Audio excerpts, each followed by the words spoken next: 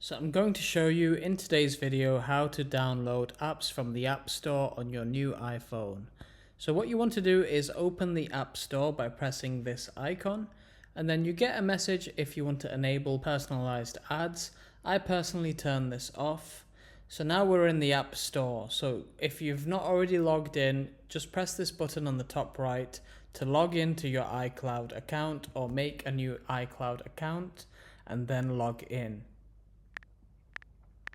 Once you're all logged in, you're free to download some apps. Just search for the app you'd like to download. Some apps can be free and some apps cost money. If it does cost money, the price will be listed next to the download button.